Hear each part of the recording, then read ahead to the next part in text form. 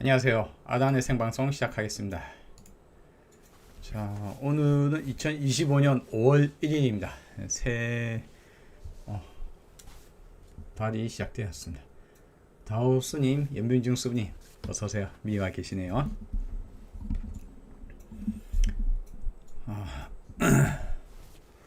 이제 앞전 이틀에 이어서 오늘 이제 불교 기초 3일째입니다.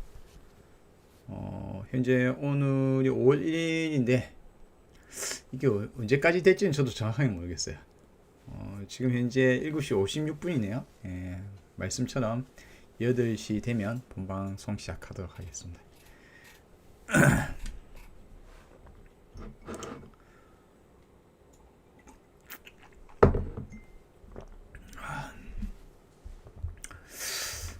어, 어제랑 그저께 이틀 방송에서 느낀 것은 일종의 분량 조절 실패. 예, 첫날 분량 조절 실패했다고 생각하고 둘째 날 시작했는데 둘째 날도 결국 분량 조절 실패입니다. 이게 왜 그러냐면 제가 동일한 강좌를 좀 여러 번 하거나 연습을 하거나 했다면 주어진 시간 안에 이렇게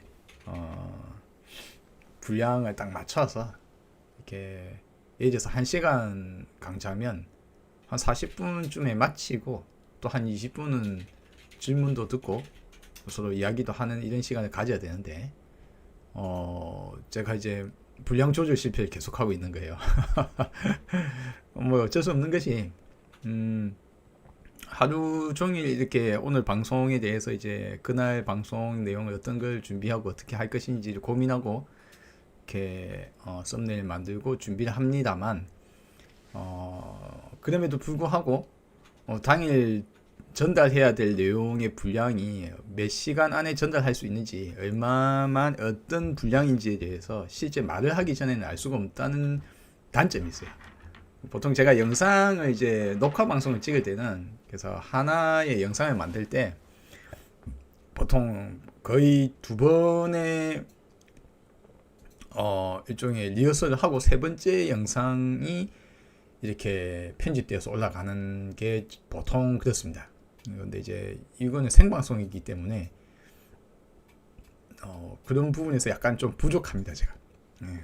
사실 뭐 어찌 보면 이제 일부러 1시간 정도 시간을 들여서 말하는 연습을 해야 되는데 이제 컨텐츠가 매일매일 준비해야 되기 때문에 매일매일 하는 생방송이다 보니까 그런 부분에서 조금 부족합니다. 허건꺼님 어서오세요. 반갑습니다.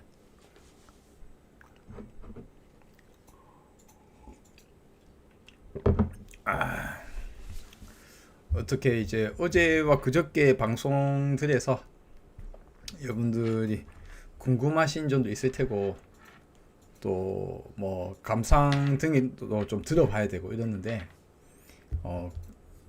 이제 그런 게 부족하니까 생방송으로서의 묘미가 약간 부족한 것 같아요. 예. 그래서 마치는 시간을 제가 8시부터 시작해서 9시에 마치기로 했는데 시간을 약간 10분 정도만 밀어서 마치는 원래 뭐 8시 10분, 9시 10분에 마친 적도 한 번도 없긴 합니다만 공식적으로라도 9시에 마친다는 건 불가능할 것 같고 9시 10분 정도 한 10분 정도 더 추가해서 9시 10분 정도 마치도록 하겠습니다. 뭐 그렇다면 반대로 말하자면 제가 예를 들어서 강좌를 하거나 제 이야기 위주로 이야기를 할 때도 주로 이제 최소 한 8시 50분까지는 마치도록 하는 것이 좋겠죠. 예. 오늘은 가급적 전달해야 되는 내용을 압축해서 전달하고 이제 실제 시간을 오버하지 않도록 노력하겠습니다. 자, 8시가 되었습니다. 이제 본방송 시작하도록 하겠습니다. 자, 첫날에 우리가 뭘 이야기했었죠? 첫날에 저희가 불교의 기초 중에 기초, 사실 말하자면 불교의 결론을 이야기 드렸어요. 불교의 결론이 뭐였습니까? 불교의 결론이 이제 불교 결론이 이제 예, 불교의 결론을 제목을 달자면 이런 거 있죠. 예, 마음의 평온을 위해 아란의 생방송 시작하겠습니다. 예, 마음의 평온을 위해 오랏바람에서 모두 벗어나라. 이게 이제 첫날 내용이었습니다. 마음의 평온을 위해 오랏바람에서 모두 벗어나라. 뭐 불교의 결론이라고 하니까 사실 뭐 소위 말하자면 이제 어찌 보면 핵심의 핵심을 찌르는 이유는 이게 언제나 제일 중요한 이야기를 중심에 두어서 말을 하고 이 중심이 되는 것을 여러분께 전달하는 것이 목표인 방송이 되어야지 이제 주제로부터 이탈하지 않거든요. 제가 너무 뭐 이 이야기 저 이야기 막 여러 이야기를 하다 보면 본래 목적이 무엇인가를 잊어버리는 수가 있습니다. 그래서 이제 불교의 가장 핵심적인 거, 뭐 불교에서 알파 이제 오메가, 마음의 평온을 위해 오랏바람에서 모두 벗어나라. 자, 이것과 동일한 내용을 여러분께 요 내용은 제가 수다니빠따, 남전 경전인 수다니빠따에 나오는 수다니빠따의 첫 번째 장인 뱀의장의 뱀의경 첫 번째 경의 1번부터 4번까지에 나오는 내용을 압축해서 제가 한마디로 한 줄로 요약한 거예요. 그쵸? 마음의 평온을 위해 오랏바람에서 모두 벗어나라. 자, 이것과 동일한 내용이 뭐였습니까? 제가 요것과 동일한 것이 무엇이라고 했습니까? 이제 그 다음에 참조한 건 뭐였습니까? 우리 한국에서 익숙한 반야신경, 보통 반야부 경전이라고 하는 반야부 경전 중에서도 반야신경 260자, 한자 260자의 아주 짧은 경이고 대한민국 불자라면 거의 뭐 익숙하게 느껴지는 반야신경에 서 이제 제가 구절 따왔죠. 뭐였습니까? 무가애고 무유동료. 보통 사람들이 이제 무유공포라고 알고 있는데 제가 무유공포는 잘못된 번역이라고 말씀드렸죠. 무유동료라고 해야 된다. 이 말이 무슨 말입니까?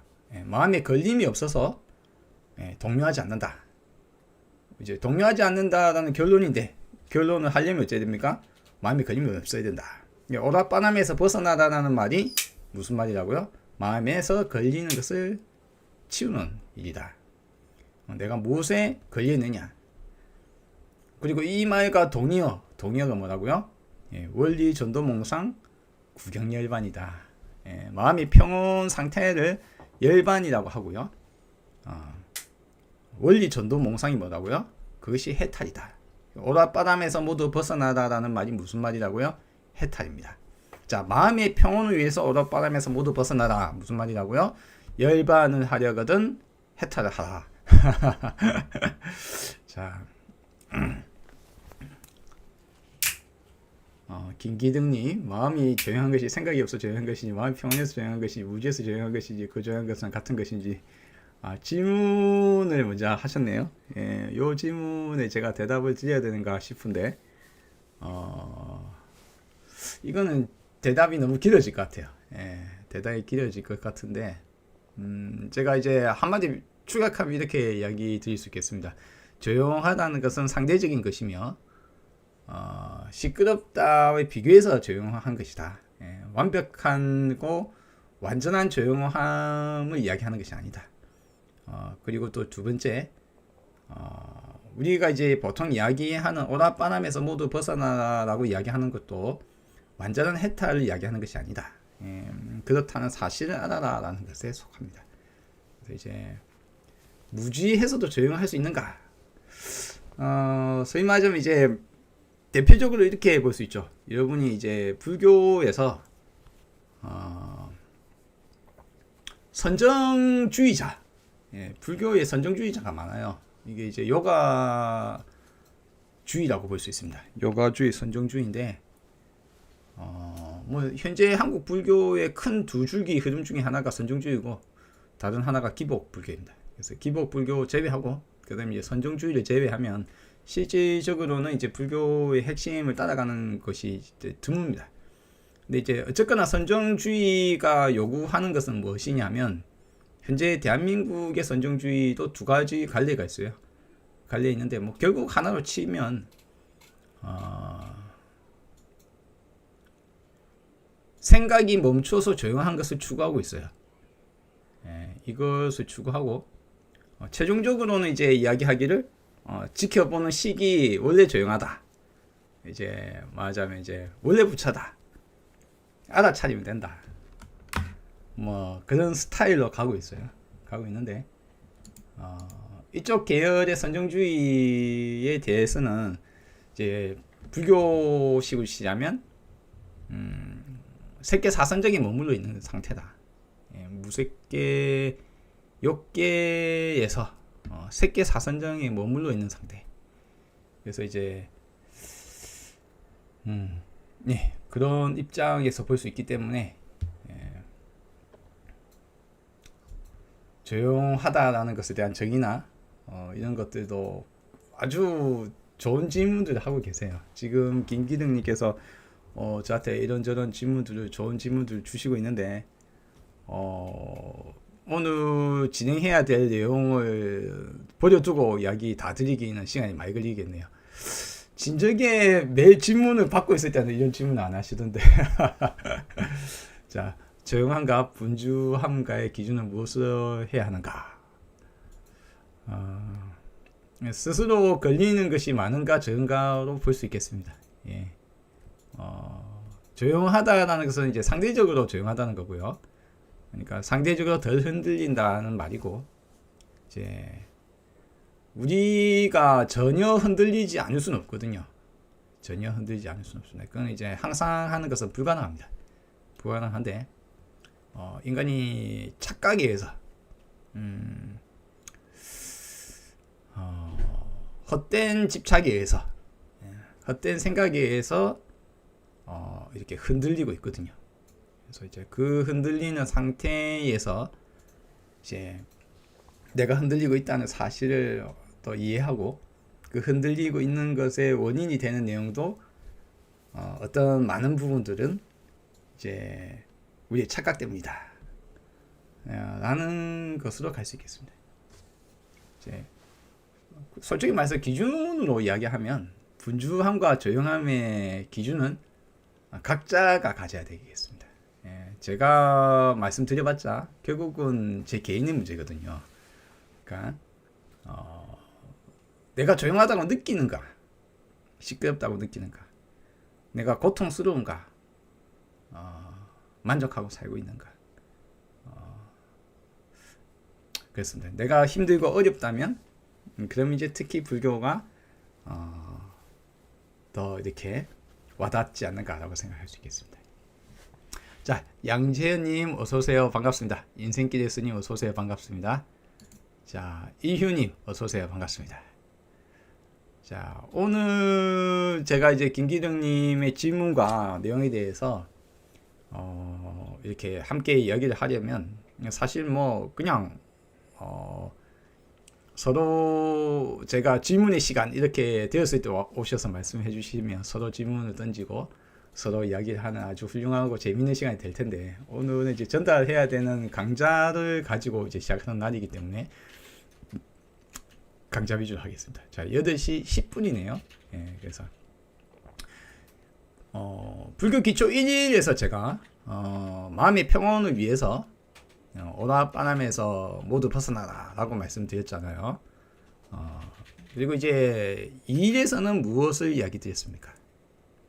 2일에서는 불교의 핵심적인 파트 경전이라는 것이 잘못 번역되거나 잘못 해석될 경우 이제 우리가 오해의 소지가 많다. 특히 제가 말씀드린 핵심인 수타니빠따의 1장의 첫 번째 경인 뱀의 경에 나오는 내용이 번역이 원인과 결과가 정반대로 뒤집혀 있다. 그래서 우리가 보통 말하는 탐진치에서 벗어나라. 탐진치가 삼독이다. 그걸 하지 말아야 할 것이라고 여러분이 느끼고 있고, 사실 지금 테라와다 경전뿐만 아니라 우리 북전 경전들에도 마찬가지로 탐진치는 나쁜 것이니 하지 마라라는 그런 입장으로 서술되어 있는 것이 거의 대부분입니다, 사실. 그렇다는 말은 무슨 말입니까? 우리가 지금 현재 수다니파타라는 번역을 현대인들이 잘못 번역한 것일 뿐만 아니라, 우리가 지금 잘못 번역되어 있는 것은 제가 예제를 보여드렸죠. 한국에 번역되어 있는 수타니파타의 4가지 종류를 보여드리면서 다 지금 번역에 문제가 있다. 원인과 결과가 거꾸로 쓰여져 있다. 그래서 이제 불교를 이해할 수가 없다. 그래서는.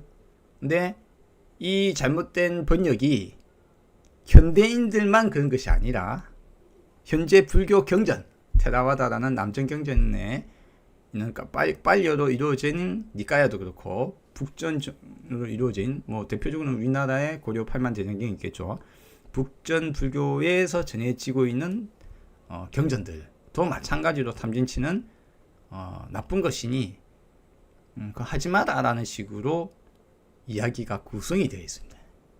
그렇다는 말은 무슨 말이냐 하면 현대인들이 잘못 이해하고 잘못 번역했을 뿐만이 아니라 고대의 최초의 부처님의 일성과 그리고 초기 불교, 원시적인 불교의 형태에서 핵심적인 원인과 결과를 거꾸로 뒤집힌 상태에서 이해하고 원전을 잊어먹게 된 상황이 생각보다는 훨씬 오래전에,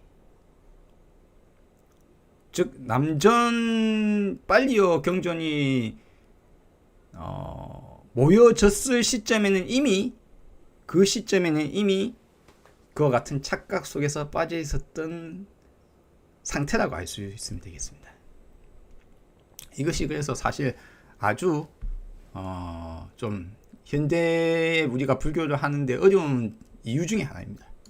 이게 원인과 결과가 거꾸로 되어 있고 불교가 옳은 일을 하고 옳은 일을 나쁜 일을 하지 않는 종교가 아닌데 선악과 까르마업과 인과응보라는 식의 잘못된 스타일의 불교화된 경우가 꽤 오래전에 이미 그렇게 되어 있었다는 겁니다.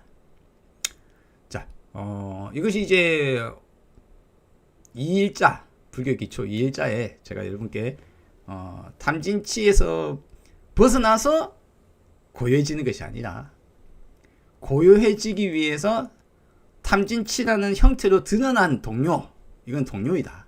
이와 같은 동료가 벌어지게 된 원인을 해결해서 조용해지는 것이다. 그 원인이 무엇인가? 오랏바람에서 오랏바람에 묶여 있는 것이다. 오랏바람에 쥐고 있는 것이다. 오랏바람을 집착하고 있는 것이다. 그럼 거기에서 벗어나는 것이 불교이다라고 하는 겁니다. 그럼 이제 우리가 오랏바람이 무엇인지를 배우는 시간이 이제부터 길게 이제 이어질 겁니다. 그래서 소위 말하자면 원리 전도 몽상. 나는 어떤 전도된 꿈을 꾸고 있는가? 또한 나는 마음에 걸리는 것이 무엇인가? 아니 내가 뭘 마음에 걸린다면 내 마음에 아무것도 안 걸리는데 나 행복하고 좋은데요. 내가 뭘 마음에 걸려? 자, 그래서 내가 갖고 있는 마음에 걸리는 것이 무엇인가? 나는 어떤 착각에 빠져 있는가? 나는 어떤 전도된 몽상 속에 빠져 있는가를 이제 공부하는 시간들이 앞으로의 시간이 됩니다. 그런데 이제 오랏바람이라는 말이 나오는 것은 지금의 반야부 경전, 반야신경에 표현하듯이 전도된 몽상이라는 하나의 단어로 압축이 되죠. 마음에 걸린다는 하나로 압축되어 있잖아요. 그런데 과거에는 그것이 형태적으로는 2가지로 이름을 보통 붙이고 있었단 말입니다. 오랏바람. 왜 오랏바람이라고 이야기를 해왔던가? 자, 그것에 대해서 여러분이 오늘 이제 저와 함께 그 시작을 이제 들어보실 수 있습니다. 자, 오라와 바람이 무엇인지에 대해서는 간단하게 제가 말씀드리자면 이렇게 이야기할 수 있습니다. 오라는 보통 우리가 알다시피 부처님이 어디에서 몇 살 정도에 출가를 했다고 보통 이야기합니까? 보통 이야기하기를 뭐 29쯤에 출가를 했다라고 보통 이야기합니다. 29쯤에 출가를 했다고 이야기는 하는데, 출가를 한다는 것은 이제 왕자였던 고타마 시타타가 왕자였거든요. 석가족이 왕자였는데, 석가족이 사는 조그만 도시국가의 왕족으로서 왕자로서 살다가 결혼하고 아이도 낳은 상태에서 이제 아무래도 내가 뭔가 해결해야 되겠다, 뭔가 추구해야 되겠어 해서 원래의 세속적인 삶을 벌써 던지고 왕이라는 신분, 또 일반적으로 우리가 부자, 아름다움, 식욕, 성욕부터 시작해서 우리가 보통 추구하고 있는 다양한 어떤 우리의 추구하는 것들, 세속적인 추구를 멈추고 출가를 하게 됩니다. 그게 이제 보통 사문으로 출가를 합니다. 그래서 이제 오늘 이야기 드리는 것의 핵심이 이거예요. 그럼 이제 오라빠람에서 자, 중심 축은 이렇게 보실 수 있습니다.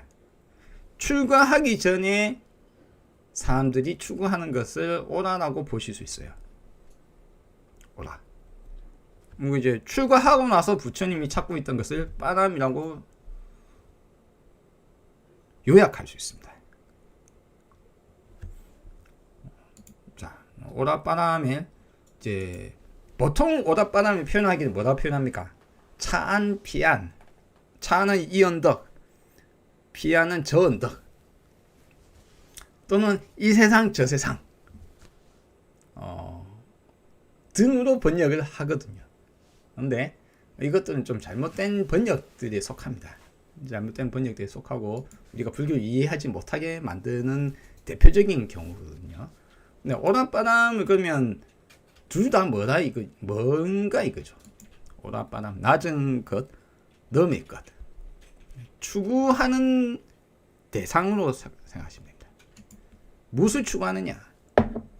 세속적인 세상에서 우리가 살아갈 때 우리가 추구하는 것이 무엇이며, 보통 출가를 고타마 시타타는 우리 부처님께서 부처님이 되기 전에, 부처가 되기 전까지 그가 추구해왔고 그가 해왔던 행동 행위, 그의 흔적들을 살펴보면 그가 어떤 무엇을 추구했는지를 알 수 있거든요. 그래서 이제 먼저 오라가 무엇인지 다시 한번 확인해 봅시다.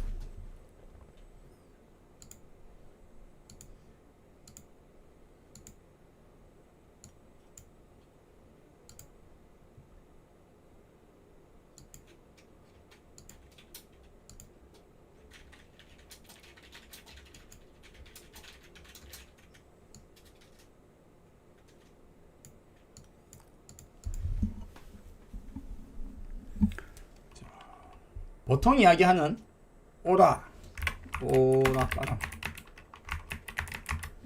이렇게 하면 이제 오라를 표현하자면 이제 낮은 것,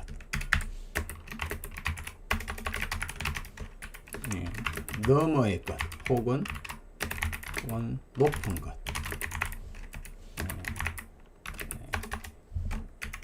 자, 보통 이렇게 이제 제가 번역할 때도 낮은 것도 너머의 것도 떠나라 라고 이야기를 하고 있습니다. 근데 이제 낮다는 것이 무엇이냐? 낮다라는 것의 대표적인 것으로 우리가 이야기하자면 이제 세속적인 우리의 보통 추구하고 있는 것들,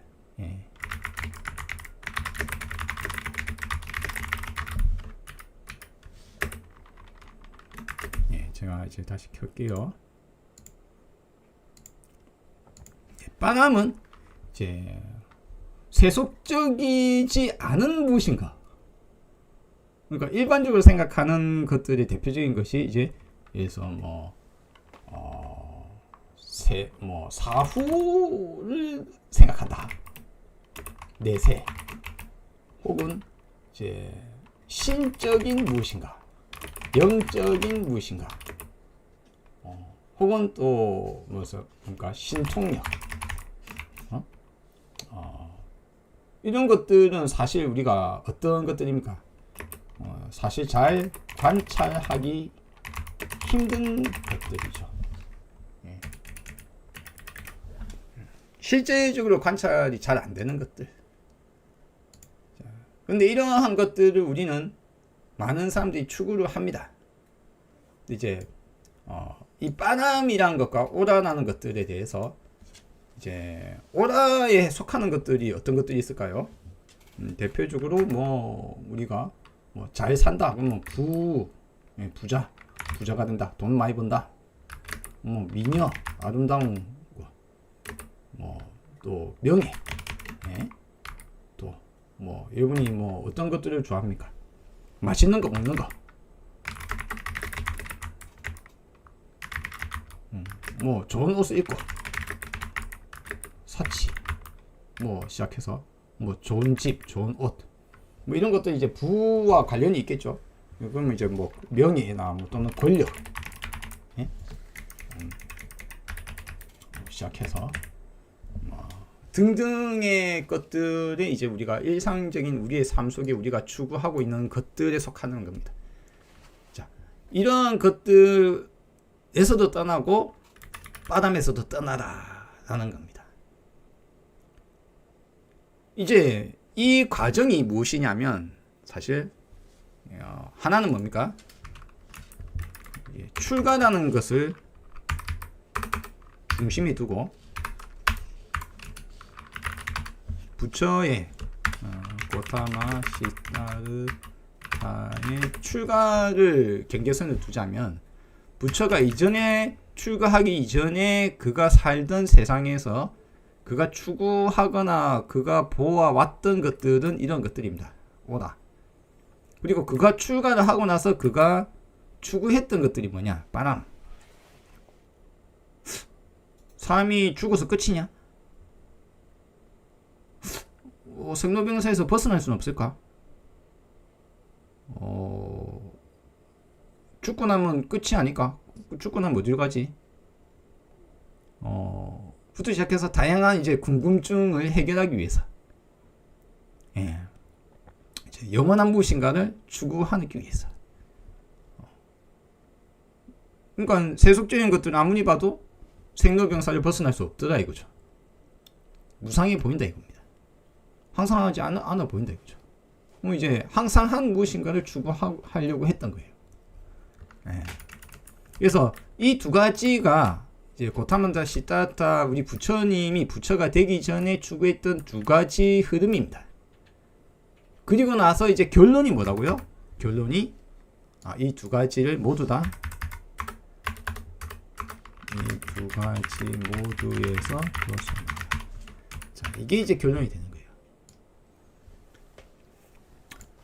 그래서 이제 위의 내용에 대한 이 세속적인 것에 대해서 요 파트도 여러분과 우리가 이제 이것의 어떤 점에 어떻게 우리가 문제점이 있으면 왜 이런 것들에 대해서 우리가 괴로워하고 힘들어 하는데 이게 어떤 식으로 우리가 벗어날 수 있는가, 그 내용은 무엇인가를 공부할 것이고, 두 번째 빠람이 무엇인가에 대해서도 이제 차츰 함께 공부를 할 겁니다.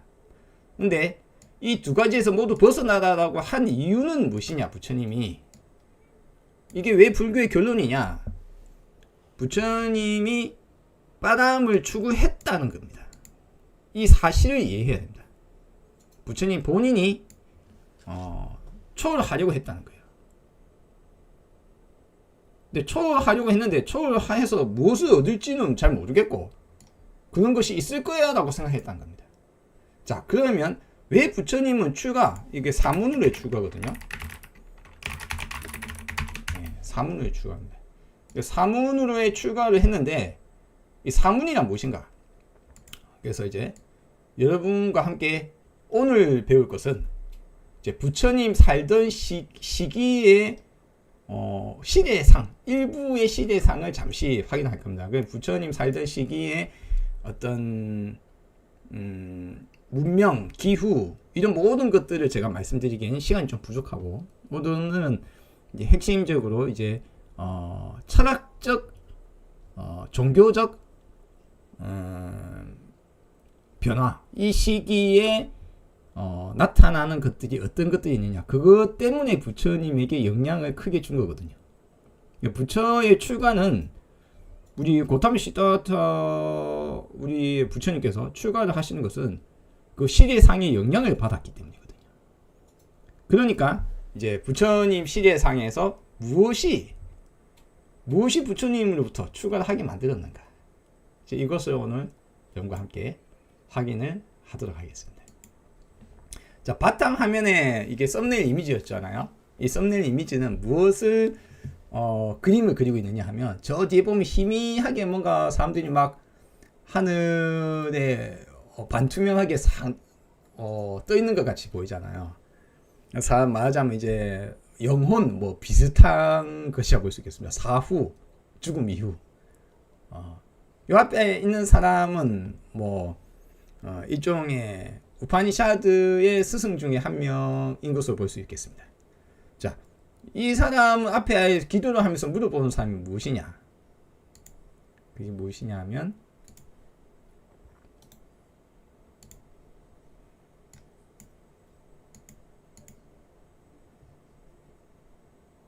송병찬님 어서 오세요.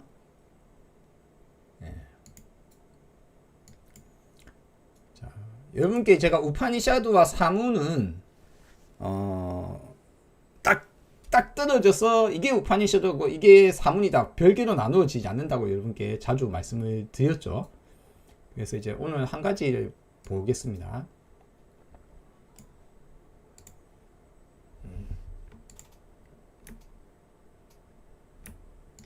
자, 여기 보시면 뭐가 되겠습니까? 앞에 이미지, 썸네일 이미지는 요 이미지를, 요 내용을 이미지화 시킨 겁니다. 세상을 떠난 사람들이 궁금합니다. 어떤 사람들은 죽은 사람의 존재가 그 뒤에 있다고 하고, 어떤 사람은 없다고 말합니다. 당신에게서 지혜를 얻어 이 문제에 대해 궁금증을 풀게 해주세요. 이것이 세 번째 소원입니다. 자, 요 내용을 챗GPT한테 그림으로 그려달라 했을 때, 이제 바탕화면에 보이는 요 그림을 챗GPT가 그려준 겁니다. 자, 여기서 이제 여러분과 제가 한 가지를 느껴야 됩니다. 요 말이 지금 제가 밑에 뭐라고 해놨습니까? 질문의 시작. 나는 어디서 와서 어디로 가는가? 질문은 어떤, 한마디로 좀 요약하면 어떤 질문으로 줄여드릴 수 있을까요? 존재에 대한 의미, 세계에 대한 의미. 질문, 의문, 궁금하다. 한마디로 압축을 하면 궁금하다.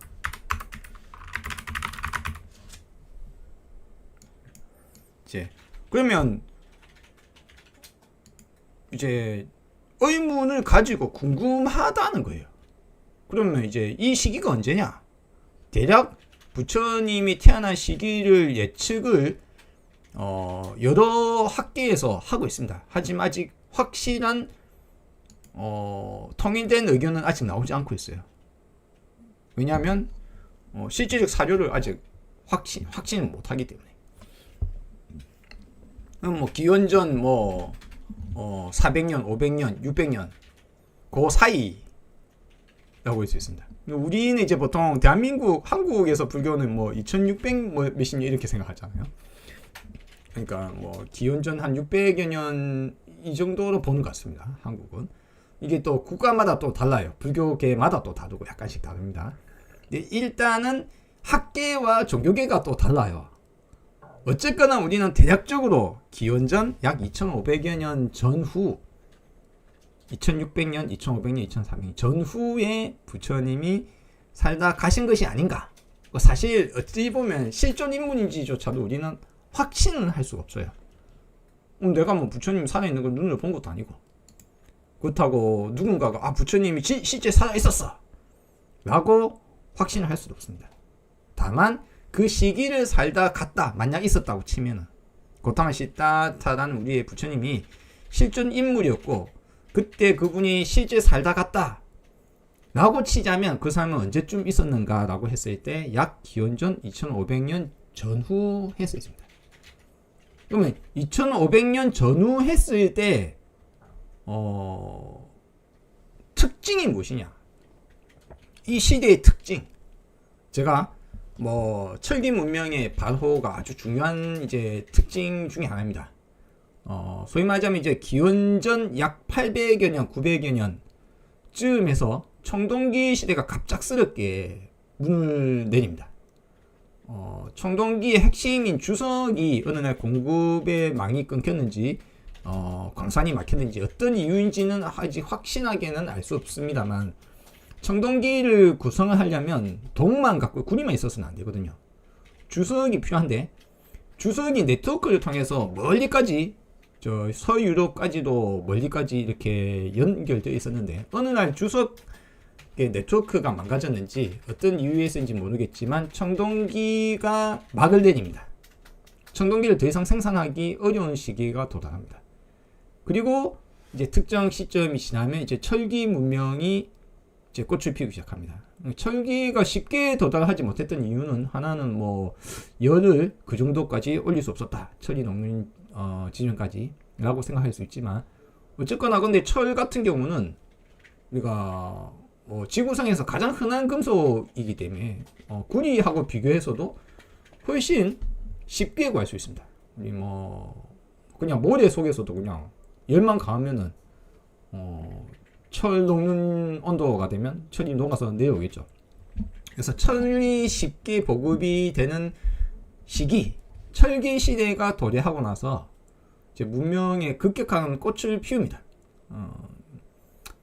물론 여러분이 전륜 상황이라든가 이런 것들 보시면 이렇게 전륜이면 바퀴거든요. 바퀴와 목축, 말과 소, 부터 시작해서 가축, 그리고 이제 바퀴를 끌 수 있는 말, 당나귀, 소. 그러니까 바퀴가 사람이 끌 수도 있겠지만 가축이 끌게 되면 이제 인간의 힘으로만 갈 수 있는 거리를, 그 이상의 거리를 인간이 가는 것보다 훨씬 빨리 도달할 수 있게 됩니다. 그러면 무슨 일이 벌어질까요? 철기 문명과 함께 겹칩니다. 기후도 적당하고 농경도 잘 되고 더 멀리까지 갈 수 있게 되면, 첫째 상거래가 먼 거리까지 갔다 올 수가 있잖아요. 여기에는 없는 것을 저 멀리에 있는 특산품을 가져오면 여기는 희귀하니까 비싸게 팔 수 있겠죠. 상거래가 가능해지고 더 멀리까지 육로를 통해서 더 멀리, 예전에도 뭐 해로를 통해서는 얼마든지 해왔지만 무역이 더 활발해지고, 그 다음에 정복 전쟁이 벌어집니다. 작은 도시 국가 단위에서 작은 도시 국가 단위일 수밖에 없었던 부의 축적과 네트워크, 인류 네트워크와 인구 수와 이런 것들이 급격하게 변화합니다. 변화하면서 더 네트워크가 강화됩니다. 그렇죠? 상거래가 되고 더 멀리까지 삶이 오가고 하게 되면 어떻게 됩니까? 소식들이 더 멀리 퍼지겠죠. 예. 인류 네트워크가 더 강화되고 지식의 정보, 네트워크의 정보도 더 강화됩니다. 이런 여러 가지 환경이 바로 부처님이 태어나는 시기 전후입니다. 기원전 약 2500년, 2600년, 2400년 전후. 제가 여러분께 자주 지도를 보여드렸는데, 여기 대표적으로 제가 자주 보여드렸던 지도 중에 하나가 그거였죠.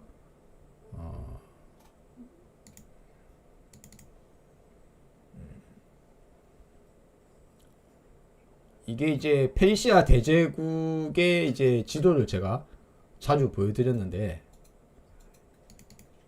예.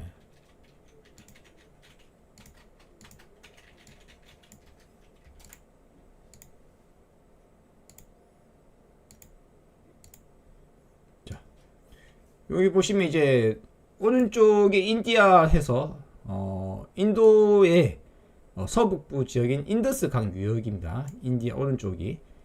그리고 이제 뭐 여기 박트리아 지방으로, 박트리아 지방에서는 아주 대표적으로 우리가 보자면 오래된 종교인 조라스터교의 발원지이긴 합니다. 박트리아 돼 있죠. 중간에 이제 간다라 지방입니다. 예, 협곡 사이에 있는 길이에요. 인도와 박트리아 지방 사이에 높은 고지대의 협곡으로 이어지는 길에 간다라 지방입니다. 자, 여기 보시면 그 다음에 페르시아 발원지가 있고요. 그리고 페르세폴리스도 수도가 있죠. 페르시아 원래 수도입니다.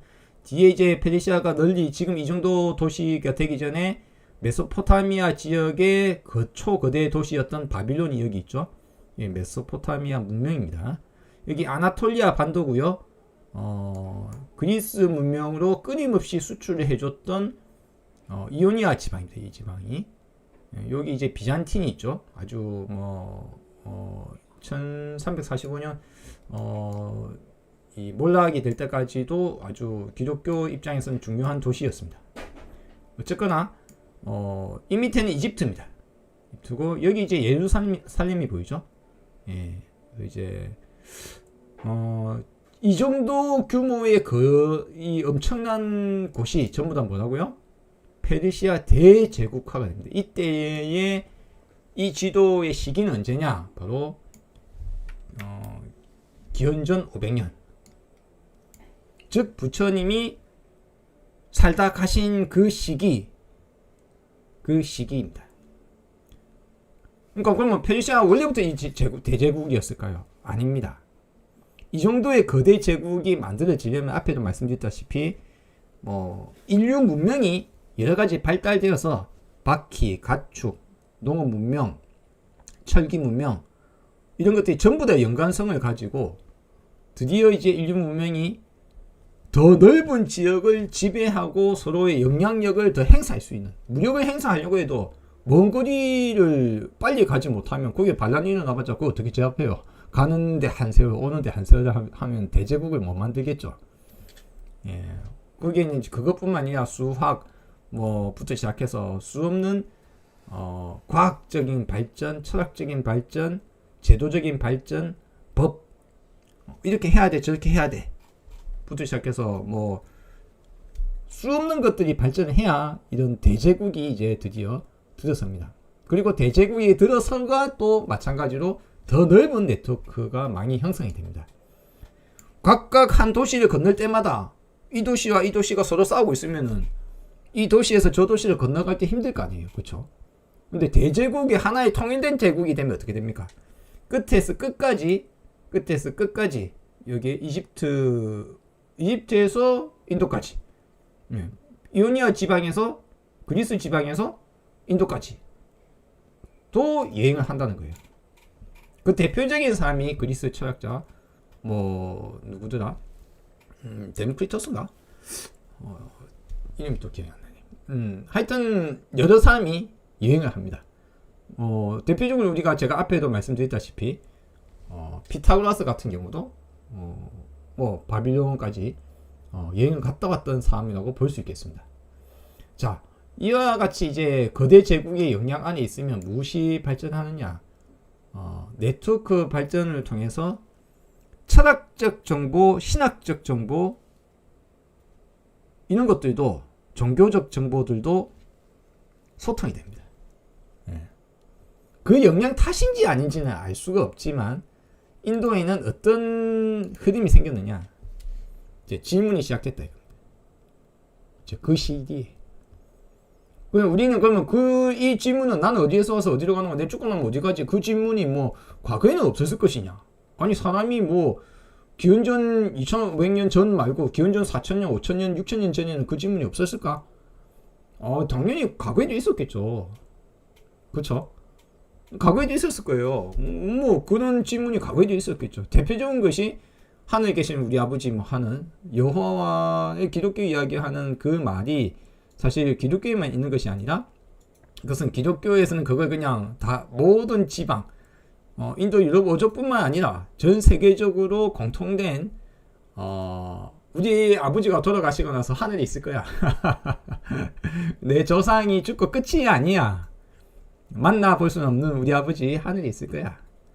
라는 해서 이제 데우스 파터라는 제우스라고도 하고요. 파테르입니다.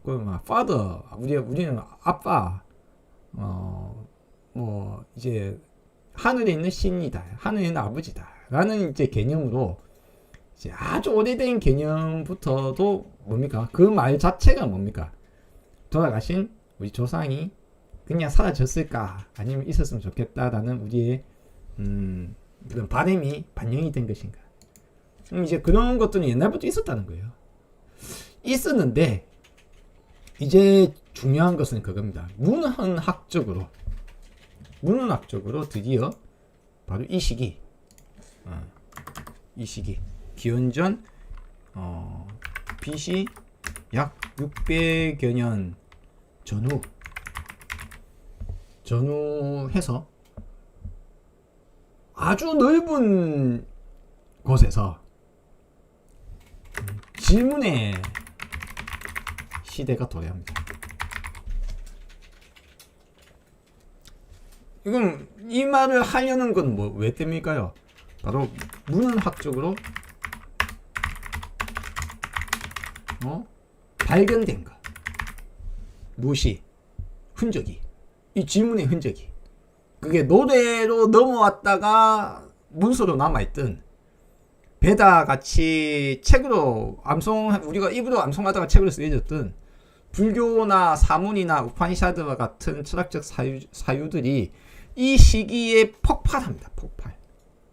인도만 폭발하는 것이 아니라 그리스에도, 이집트에도, 페르시아에도, 중국에도 바로 이 전후에서 BC 600년, BC 500년, BC 400년 이 전후에서 그야말로 질문들이 폭발합니다. 그 전에도 있었을 거예요. 있었을 건데 이 시기는 더 특별한 이유가 무엇이냐? 말씀드렸다시피 인류 문명의 발달로 인해서 네트워크가 더 강화되고 더 넓은 지역을 왕래할 수 있고 육로로요. 바퀴가 더 잘 쓰일 수 있고 땅을 더 깊이 팔 수 있는 철기 문명 부터 시작해서 농기구에도 철이 사용되기 시작하겠죠. 여러 가지가 겹쳐져서 이 시기에 드디어 이제 인본주의가 시작하는 시대입니다. 그럼 그 전은 어떤 시대일까요? 이 이전 시대. 이 이전 시대도 이와 같은 질문이 있었을 거 아니에요. 여러분, 나는 어디에서 나는 누구인가? 죽어서 끝인가? 그 질문이 과거에는 없었을까요? 앞에 다시 봅시다. 세상을 떠난 사람들이 궁금합니다. 어떤 사람들은 죽은 사람의 존재가 그 뒤에도 있다고 하고 어떤 사람은 없다고 말합니다. 당신에게서 지혜를 얻어 이 문제에 대한 궁금증을 풀게 해주세요. 이것이 세 번째 소원입니다. 자, 여러분은 여기에 보면 벌써 있다고 없다 두 가지가 이미 존재합니다. 사람이 죽어서 끝인가 아니면 사람이 죽어서 계속되는가? 이 질문은 그럼 엄청 오래된 질문일 텐데 왜 이 시기에 와서 본격적으로 논의가 되는가? 과거에는 그냥 베다처럼 과거 전승에 따라서 신이란 게 있어, 아버지란 게 있어, 하늘에 갔어, 시작해서 있어, 그런 게 있어, 영혼이 있어. 아니 이 시대 사람들은 그런 거 있다는 말을 안 들었을까요? 있으면 들었을 거 아니에요. 들었는데 진짜 있나? 그런 게 있어? 정말?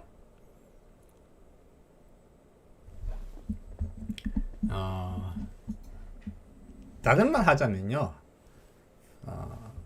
과거에 있다라고 하는 거, 그런 게 있어. 신이 있어. 신이 너를 만들었어. 여러분 베다에 보면은 신이 우주를 만들고 그것도 시대마다 바뀌어요. 최고 신의 위치도 바뀌고 중요시 여기는 신들도 바뀌고 계속 바뀌어 나갑니다. 왜냐하면 인류가 서로 만나고 흩어지고 하면서 새로운 신이 또 부각되고 새로운 신이 더 강한 신으로 추앙받고 또 부처님 당대의 이 시기쯤 되면 브라흐마, 비슈뉴, 시바 신 등의 3신이 또 이제 중요 신으로 이제 부각되는 시기입니다. 라든지 어떤 신들의 위치도 바뀌고 주요 신들도 바뀌고 모시는 신도 바뀌고 생각도 바뀌고 계속 바뀌어 나갑니다만 과거에는 그런 어떤 위에 사람이 즉 여기 뭡니까? 신과에 가까운 사람들은 제사 계급이라고 해서 가장 높은 계급을 이루었다고 합니다. 저 시대 저 위치의 사람들, 제사장 계급들은 대체로 놀고 먹는 사람들 직접 이렇게 일을 하거나 하는 것이 아니라 제사장은 그냥 제사장일 뿐만 아니라 뭡니까? 글도 배우고 문자도 읽고 전승 외우는 것도 해야 되고 과거로부터 내려온 역사 이야기 그 역사가 신화처럼 역사화되었다고 치더라도 우리도 왜 우리 과거의 신화 같은 거 있잖아요. 전승 설화도 있고 신화도 있지 않습니까? 그런 것들을 듣고 외우고 적고 하는 그 사람들은 지식인 계급이에요. 지식인 계급이 땅 파고 노동하고 있으면 안 되잖아요. 그러니까 뭐 어느 것이 우선인지는 모르겠지만 제사 계급이 이제 높은 계급이고 그다음 이제 군사 및 이제 지배를 하는 데 있어서 군사 무력과 관리를 하는 계급 있고 또 실질적으로 이제 노력을 하는 농민들부터 시작해서 사냥도 하고 뭐 장사도 하고 하는 평민 계급이 있을 수 있고 그다음에 이제 두 종족이 서로 만나서 서로 땅 뺏기 싸움하거나 전투가 벌어지고 나면 진 쪽은 일종의 노예 계급이 생기겠죠. 이러한 어떤 형태로 뭐 전 세계적으로 이런 것들은 조금 비슷합니다. 비슷한 어떤 이런 흐름 속에서 있어 왔을 때 그럼 지식인 계급이 근데 이렇게 해야 돼. 이게 옳아. 이게 맞아. 뭐 이런 게 있어. 그래. 신한테 빌게. 그래 비가 안 온다고 그러면 이제 내가 신한테 빌게. 자, 신이 사람과 같다는 생각하에서 우리도 니한테 뭐 부탁하려면 니한테 먹을 거 하나 줘야 되잖아. 신한테는 먹을 거 안 줘야 돼? 뭐 신한테 그러면 니한테 제일 소중한 걸 바쳐야지. 니가 소중하다고 여기니까 바쳐야지 소중한 걸 해줄 거 아니야. 그럼 이제 뭐 인신공양도 하고 아주 소중한 먹거리나 아주 소중하게 여기는 사슴고기나 소고기나 닭고기나 돼지고기나 뭐 풀떼기부터 시작해서 먹을 거부터 시작해서 아주 소중한 뭔가를 바치겠죠. 그러면서 막 주문을 외우겠죠. 신과의 소통을 너희는 못하겠지만 내가 신과 소통을 한다면서 막 중얼중얼 하면서 제대 형식을 갖춰서 제사도 지낼 겁니다. 이제 그들이 이야기하는 말을 조그만 국가, 조그만 단위, 네트워크가 좁은 곳에서 몇몇 사람들이 이야기하는 것에 대해서 그냥 그런가 보다. 네, 그런가 보다 하는 그런 시대였다면 이제 드디어 그냥 있어라는 것에 대해서 증거, 이거 논리적인가? 증거가 되는가? 말이 되는가? 이제 논리,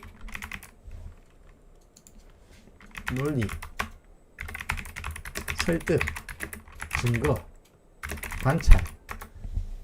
자, 이런 것들을 통해서 사고 실험을 하고 그게 말이 되냐? 이제 토의 토론하고 이제 서로 만나면 이제 막 따지고 싸우고 막 이야기하고 이제 그런 시대에 이제 부처님이 태어난 거예요.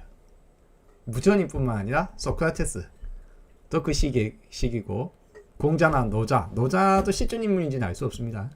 뭐 공자나 노자나 뭐 묵자나 중국의 명가나 법가나 인도에서도 부처님뿐만 아니라 수없는 사람들이 여러 이야기를 하고 있는 겁니다. 그러면 그 여러 이야기의 대표적인 두 가지가 뭐냐?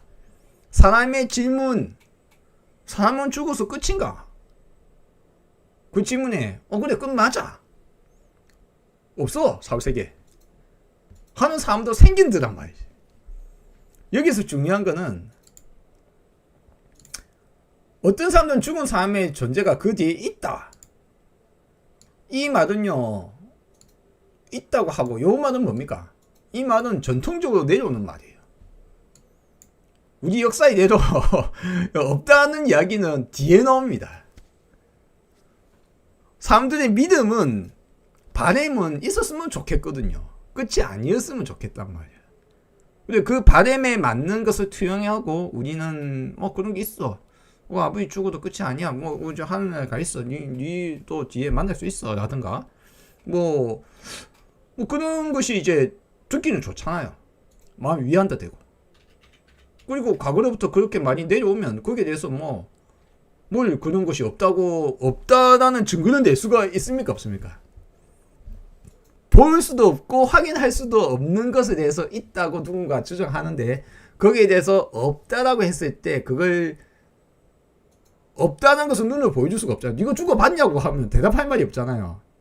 그러면 네가 없어라고 주장하기가 힘들어요. 일반적으로. 근데 드디어 이제 인간의 사고가 더 깊어지고 더 많은 대화를 하고 더 넓은 네트워크 속에서, 인류 네트워크 속에서, 문명 속에서 드디어 없다가 나오기 시작합니다. 없다가 나오기 시작합니다. 없다는 말이 나오기 시작한 시기. 그러면 신이 있어. 아니 뭐 그런 게 있다니까. 뭐 믿어. 근데 신본주의는 인간의 착각주의죠. 한마디로 말하면 인간이 이런 게 있을 거야, 이렇게 해야 돼, 그런 게 있다니까. 우주를 신이 만들었어. 그냥 신이 만드는지 안 만드는지 자기들 확인한 것도 아닌데 과거로부터 내려왔던 말에 대해서 검증 없이, 대화 없이 믿음으로 가는 시대, 미신의 시대에서 드디어 질문의 시대로 넘어갑니다.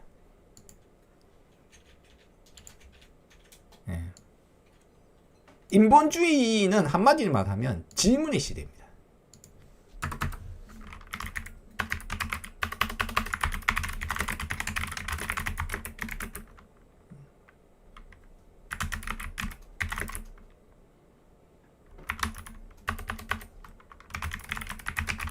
신본주의에서 신이 시킨 대로 해야 되고, 신이 있고 영혼이 있고 뭐가 있고 사후세계가 있고, 안 하면 나쁜 벌을 주고 뭐 어떻고 하는 것에서 드디어 이제 미신에서 벗어날 준비가 시작된 거예요. 이제 드디어 질문이 나오고 과거에 있는 말과 다른 말을 하는 사람들이 나오기 시작했다. 드디어 이제 이 말들을, 새로운 질문하고 새로운 말을 하고 하는 사람들이 중심이 된 세상이 어떤 세상이냐. 드디어 이제 스승들이 새로운 이야기하는 사람, 과거와 달리, 전승된 것과 달리 새로운 말을 하는 사람, 그걸 이야기하는 사람이 생기기 시작한 시대, 그것이 중심이 된 곳이 우파니샤드와 사문입니다. 우파니샤드도 넓은 범위가 있고 사문도 넓은 범위가 있어요. 사문 안에서도 뭐 신기한 게 있고 영혼이 있고 하는 것도 있고, 우파니샤드에서도 신이 있고 뭐가 있고 뭐 영혼이 있고 하는 거, 심지어는 우파니샤드에는 신이 없다는 말도 하는 쪽도 있어요. 왜? 우파니샤드와 사문은 서로가 서로에게 영향을 주고받았기 때문에. 우파니샤드는 보통 이야기하기를 베단타라고 합니다. 베다의 끝이라고 이야기합니다. 전승되어 온 곳에서 이제 새로운 이야기가 덧붙여져서, 왜? 드디어 질문이 떠오르고 새로운 말을 하는 사람들이 생겼기 때문에 과거에 그냥 무식하게 믿으라고 하는 것으로는 철학적으로 상대가 안 되거든요. 그러면 이제 베다를 하는 사람들, 전승된 것을 주장하는 사람들이 판판이 말을 할 때마다 깨지니까, 그러면 어떻게 해야 됩니까? 새로운 말을 하는 사람의 많은 부분을 차용을 해야 돼요. 그러니까 이제 베다가 전승된 미신에서 이제 철학적으로 어떤 깊이를 가지게 되는 겁니다. 왜 이제 우파니샤드 같은 경우가 이제 사문과 마찬가지로 이 시대의 질문과 사람들에 의해서 새로운 대답이 나오는 시기, 새로운 질문이 나오는 시기. 자, 보세요. 다시 한번 확인할게요. 세상을 떠난 사람들이 궁금해합니다. 궁금합니다. 궁금해요. 옛날에는 그냥 믿으라 했단 말이에요. 있다니까. 신이 있고 있다니까. 있다고 하는데 뭐 그다음 뭘 궁금해? 있는 거 믿으면 되지. 근데 누군가는 있다고 하고 누군가는 없다 한다. 뭐가 생겼다고요? 없다고 하는 사람이 생기는 거예요. 또는 과거와는 다른 거, 그거 말고 신은 아닌데 신과 같은 선악을 판별하는 시스템이 있어 라든가, 다양한 이야기들이 나오겠죠. 영혼은 있는데 영혼이 영원하지 않다든가, 뭐는 있어 뭐는 없어 다양한 주장들, 수없는 다양한 주장들 나옵니다. 그래서 뭡니까? 이제 지혜가 중심이 되는 세상이 도래한 거예요. 논리적으로 대화해서 상대방과 대화를 해서 상대방을 설득할 수 있고, 그것이 그런 것 같아. 듣고 보니 네 말이 맞는 것 같아. 관찰해 보니 네 말이 맞는 것 같아. 이제 그런 사람을 스승들이 넘쳐나던 시기, 내가 깨달았어 라는 사람들이 많은 시기, 그 시기가 바로 기원전 2600년, 2500년 주변이다. 이제 오늘 이제 부처가 나온 시대적 배경, 사람들의 배경. 자, 이 시대에 붓다도 마찬가지로 요거 이제 이야기 더 진행하기 전에 하나만 링크를 드릴게요. 요 링크는 제가 우파니샤드와 사문에 대한 이야기를 챗GPT한테 정리를 좀 딥 리서치를 통해서 정리를 좀 해달라고 한 게 있어요. 요거 링크를 하나 드릴게요. 여러분께 드릴 테니까 채팅 뒤에 보시는 분들은 채팅창을 켜고 보시면 됩니다. 유튜브 채팅창이 지난 채팅도 확인할 수 있도록 제가 제공하고 있기 때문에 채팅창 링크 드릴게요. 아니면 이제 댓글 그 설명란에 요거 링크도 뒤에 추가하겠습니다. 요 내용은 뭐냐면 이제 우파니샤드와 사문의 공통점과 차이, 시대적 맥락 등등에 대한 질문을 제가 하고, 그에 대해서 이제 인터넷에서 인공지능이 수많은 문헌들을 뒤져서 참조를 해서 이렇게 정리를 한 겁니다. 정리를 해서 나오는데, 여기 있는 말을 모두 믿으시면 안 돼요. 왜 그러느냐? 제가 주장하는 불교와는 약간은 다른 이야기를 하게 돼 있거든요. 왜냐하면 지금 알려져 있는 불교는 여기 일반적으로 많은 사람들이 이야기하는 불교는 뭘까요? 많은 경전에서 99%에서 이야기하는 경전을 중심으로 얘기하겠죠. 근데 경전의 99%는 거짓말 투성이기 때문에 불교에 대해서 약간 오해를 하고 있습니다. 그래서 이제 있는 그대로 듣지는 마시고, 일반적으로 알려져 있는 우파니샤드와 사문에 대한 내용들을 참조하실 수 있는 링크라고 보시면 되겠습니다. 정리를 한 거기 때문에 고대 인도의 사문 전통과 우파니샤드 전통 비교 보고서라고 제가 이제 요청을 해서 보고서를 인터넷 챗GPT가 보고서를 만든 거기 때문에 여러분이 참조를 하십시오. 자, 요건 제가 읽어드리지는 않겠습니다. 서로가 영향을 주고받았다라는 것은 굳이 제 주장이 아니더라도 요 문서 내용만 보시더라도 아실 수 있을 겁니다. 자, 그래서 어쨌거나 이제 요 내용이 이제 나왔습니다. 자, 그래서 이제 결론적으로 말해서 그럼 제가 이런 이야기 쭉 이야기해온 것은 왜인가?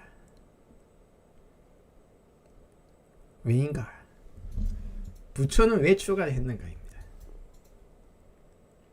고타마 시다타는 왜 출가를 했는가? 왜 세속적인 삶에 만족하지 못하고 사문으로 출가를 하게 되었는가? 무언가 세속적인 거 아닌 무언가를 추구했다. 그 세속적인 오라가 아닌 다른 무엇인가 뭐냐 이게 그게 뭘까요? 바로 이 질문입니다. 나는 어디서 와서 어디로 가는가? 나는 알아야 되겠다. 내가 알아야 되겠다. 저 스승들이 말하는 것이 사실인가? 근데 스승이 여러 명이 있잖아요. 고타마 시다타 부처님도 누구한테 배웠답니까? 두 스승으로부터 배웠다고 하죠.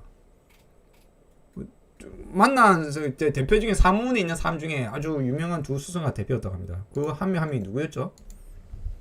그건 다음에 또 소재가 될 텐데, 두 사람한테 배웠어요. 출가해서. 근데 기본적으로 출가는 왜 했냐고요. 그러니까 기본적으로 고타마 시다타가 받았던 것도 이 질문의 내용이에요. 궁금하다. 사후 세계 끝이냐? 아니 그 뒤에 있으면은 내가 그걸 알아야 되겠다. 그걸 아는 사람을 뭐라고 불렀을까요? 그 당대에. 지혜로운 자, 눈뜬 자, 붓다라고 아마도 불리우고 있었을 것이다.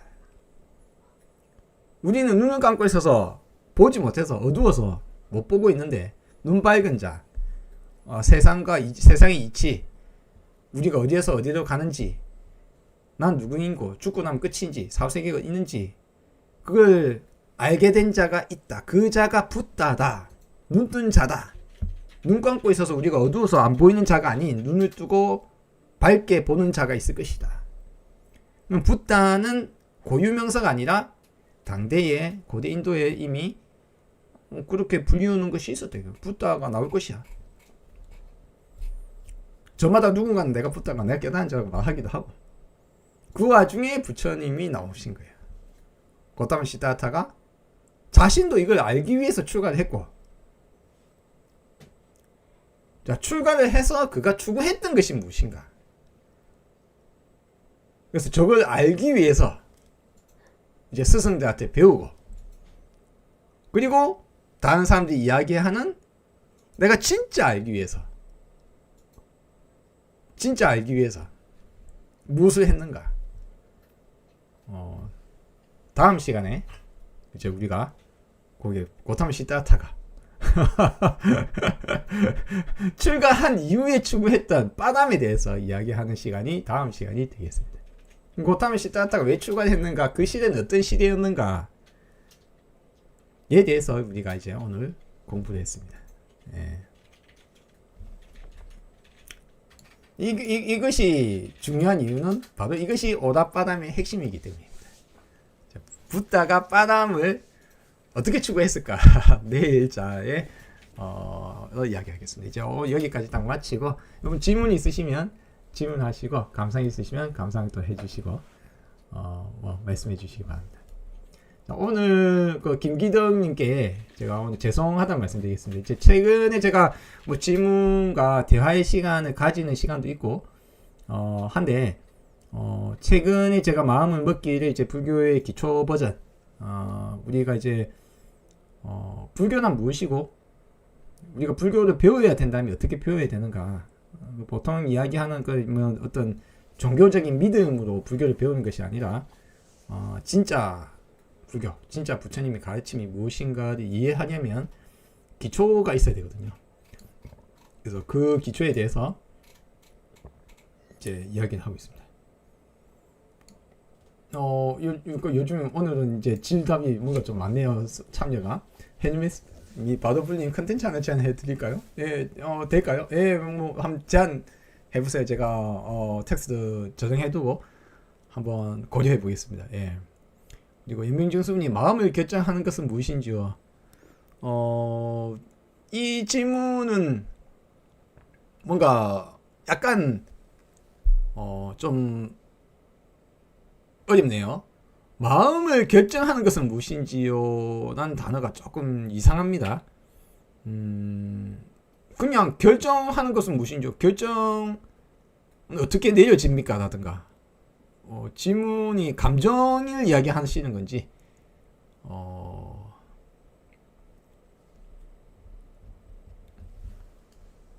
마음이란 단어를 쓰셨는데, 예. DC 불교계를 보면서 비판할 건 비판하고 리뷰식을 하는 것도 괜찮을 것 같아요. DC 불교계 제가 전에 한번 보고 한번 뭔가 이야기 한번 한 적이 있는데, DC 불교계를 보면 거기에 나오는 그 갤러리에 사람들이 질문하고 대답하는 내용을 다 이제 엮어서 보면 너무 처음부터 끝까지 비판해야 돼서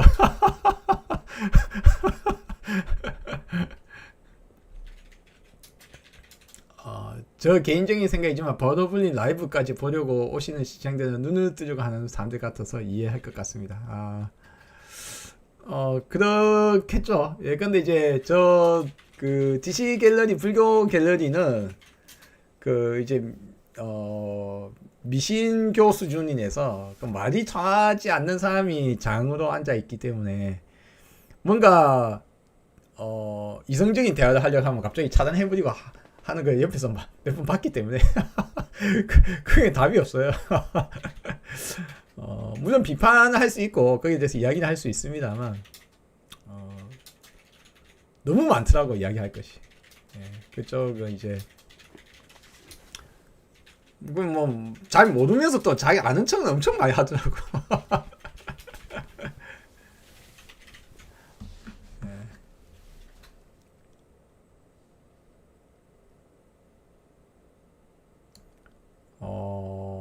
자, 연변 중수부님이 오온이라 그 다음에 너무 추상적인 것 같아요. 오온이 추상적입니까? 오온이라는 말은 여러분께 제가 우리 연변 중수부님 같은 경우 그냥 육체와 정신, 물질이라고 보시면 됩니다. 여기서 마음의 결정은 결국 인과적으로 일어나고 연기적으로 일어나죠. 같은 사물을 봐도 다 내 반응은 다르잖아요. 그렇죠? 다릅니다.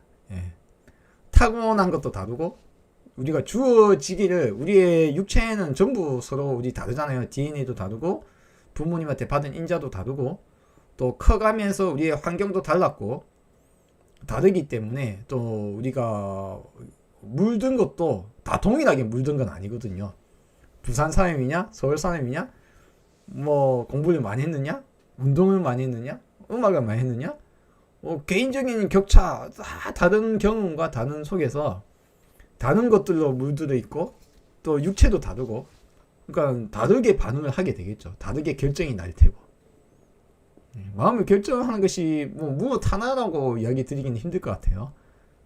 복합적으로 판단이 내려질 것 같아. 보통 이제 최근 뇌과학적으로 이야기하면 그렇답니다. 그거 뭐 중심적인 무엇인가 하나에 탁 해서 하는 것이 아니라 뇌의 여기저기서 막 이런저런 내용들이 막 나와서 안에서 막 난상토론을 하다가 뭔가 하다가 딱 결정이 난답니다. 이제 그런 것들도 이제 뒤에 가면 이제 더 자세하게 밝혀지겠지만 결론적으로 말하면 이제 연기적으로 결론이 내려질 것이다. 연관성 속에서 결국 마음을 운용하는 결정하는 마음이다. 마음이라는 그 어떤 추상적인 단어로 내려지지는 않고요. 결정이 내려지는 것은 앞에도 말씀드렸다시피 다양한 요소로 인해서 결정된다. 뭐 무엇을 결정하는 거에 따라 다르겠지만 너무 이제 좀 추상적인 것에 질문을 하셔가지고 답변을 제가 말씀드리기도 조금 까다로운 면이 좀 없지 않아 있습니다. 마음의 결정이란 것은 복합적으로 결정된다. 연기적으로 결정된다. 영향을 받아서 결정된다. 어느 하나로 결정된다고 보기는 힘들죠. 우리 육체적, 환경적, 물든 것에도 영향을 받고 내가 머릿속에 물들어 있는 것이 무엇이 물들어 있느냐 어떤 상식이 있느냐 똑같은 상황이라도 미국에 있는 사람과 중국에 있는 사람과 우크라이나에 있는 사람과 인도에 있는 사람과 영국에 있는 사람과 뭐 저 아프리카에 있는 사람과 똑같은 뭔가 주어졌더라도 다르게 느껴질 수도 있고요. 다르게 받아들일 수도 있고 다른 결정이 나올 수 있겠습니다. 그래서 복합적으로 결정된다. 이걸 제가 보통 표현하자면 여러분이 이제 우리가 가장 힘든 것 중에 하나가 이제 날씨 예측 있죠. 내일 비가 올 확률 부산의 어떤 지역에 내일 몇 시에 비가 올 확률 70%다 칩시다. 그럼 70%면 비가 올 확률은 높은데 100% 온다고 할 수 없잖아요. 그러면 날씨 예측은 왜 100% 못하지? 왜냐하면 날씨에 관여된 것들이 너무나 복합적이기 때문에 너무 다양한 것들이 영향을 미쳐서 100%로 단정하기 힘들다. 그래서 예측이라고 하죠. 그래서 제가 많이 보통 뭐 불교나 또는 종교계나 미신을 믿는 사람들이나 뭐 사이비 종교, 사이비 교주나 이런 사람들이 예언을 하거나 막 하잖아요. 제 말이 예언 따위 하고 말하고 있는데 똘비 새끼들. 예언 좋아해서 안 돼. 님만 네가 1초 후에 살아있을지도 모르면서 네가 뭘 예언을 한다고. 여러분이 1초 후에 살아있을지 여러분이 없을지 확신할 수 있습니까? 없습니까? 아무도 확신을 못해요. 근데 뭐 10년 후에 예언을 하고 뭐 100년 후에 예언을 하고 뭐 앞날 예언한다고. 참 웃기지 않아가. 세상에 그런 결정론적 세계관에 당신이 모든 걸 개선하거나 알아볼 수 있습니까? 없습니까? 없어요. 그런 미개한 이야기를 하는 것이 뭐 불교계에 누가 뭐 예언을 했니 뭐 아이고 내 진짜 불교도 모르고 연기법을 모르니까 그딴 소리 하는 거잖아. 예.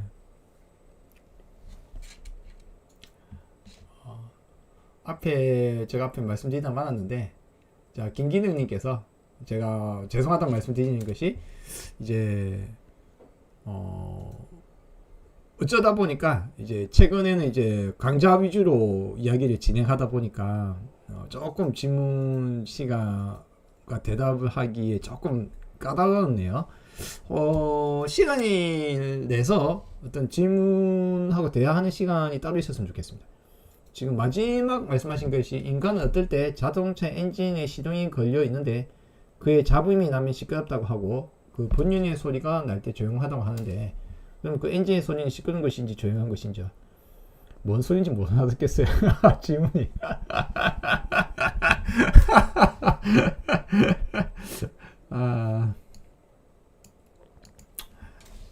조용하다 안 하다 제가 앞에도 말씀드렸다시피 상대적인 것이고 절대적인 내용이 아니에요.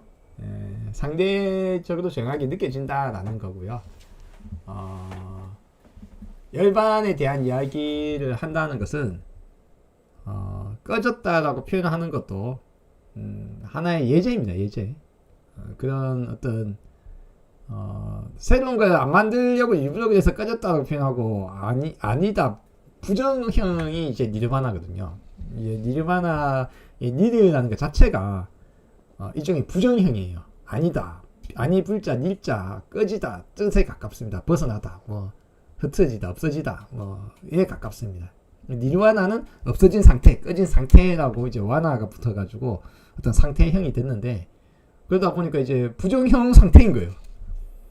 그러니까 이제 그걸 뒤에 이제 조용하다고 표현한 것도 시끄러운 것에 비교해서 조용하다라는 단어를 쓴 것이고, 그러니까 이제 착각을 할 수 있죠. 부동심이라니까 절대 무교의 부동심을 이야기하는 것인가? 조용하다가 완전히 아무 소리 안 들리는 걸 말하는 것인가? 자, 그런 것은 아니다. 이제 그거를 이제 이야기를 드릴게요.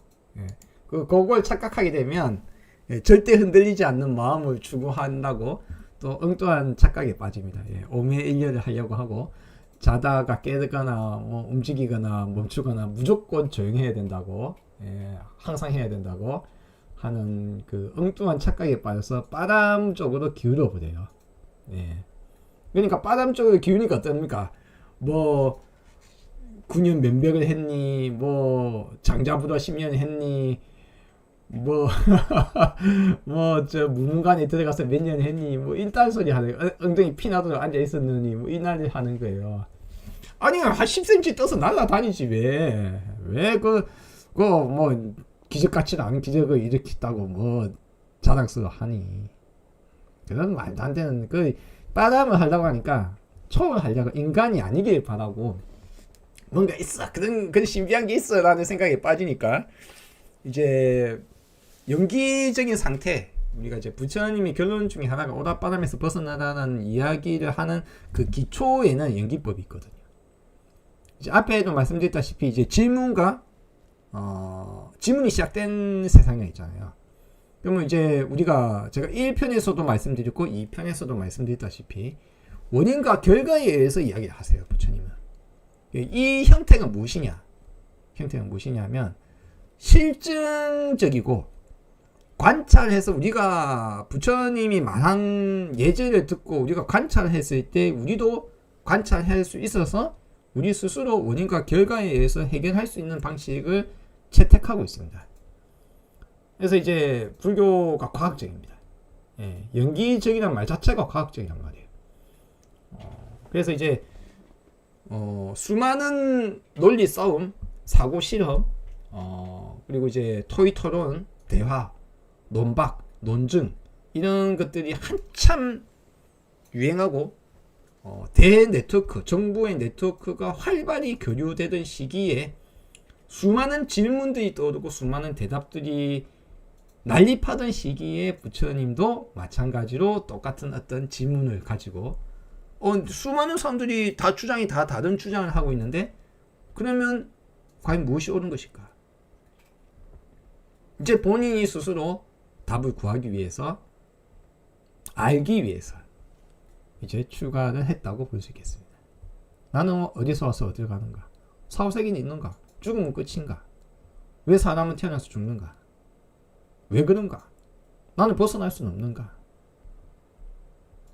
자, 그래서 이제 다음 화에서 이제 부처님의 출가 이유에 대해서 이제 조금 이야기를 하도록 하겠습니다. 자, 오늘 1분 수고 많으셨습니다.